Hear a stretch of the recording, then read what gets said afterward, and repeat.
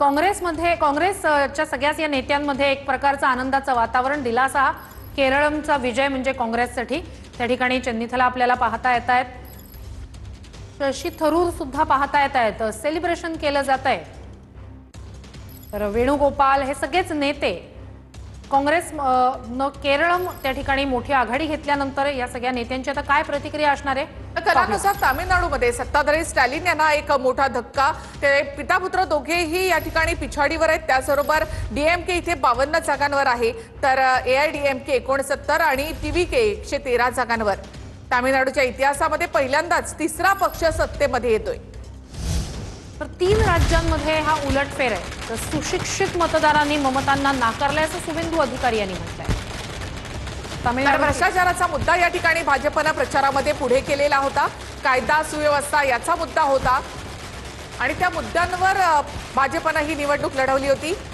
ममता बॅनर्जी यांच्यासाठी हा एक मोठा धक्का असेल. 113 जागांवर टीएमसी आणि भाजप 172 जागांवर. टीव्हीके पहिल्यांदाच निवडणूक रिंगणात उतरलेला अभिनेते विजय यांचा हा पक्ष 113 जागांसह तामिळनाडूमध्ये आघाडीवर आहे. सगळ्यात मोठा पहिला पक्ष आघाडी घेतलेला 113 जागांसह टीव्हीके. तर पश्चिम बंगालमधली ही आकडेवारी 172 जागांसह भाजप आघाडीवर आहे आणि तृणमूल 113 जागांची आघाडी आहे. तर भाजप या ठिकाणी 172 जागा घेऊन सगळ्यात मोठा पक्ष ठरलेला आहे आणि पहिल्यांदाच भाजपचं पश्चिम बंगालमध्ये सत्ता स्थापनेचं स्वप्न पूर्ण झालेलं आहे. अल्पसंख्याक मतदार नेहमीच ममता बॅनर्जी यांच्या पाठीशी उभा राहिला. मात्र यावेळेला काँग्रेस आणि डावे यांच्या नंतर सुद्धा या मतांमध्ये विभाजन झालेलं आहे.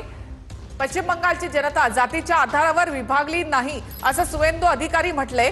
ममतांना कंटाळलेल्या जनतेनं हिंदुत्वाला मत दिलं असं सुवेंदू अधिकारी म्हणाले.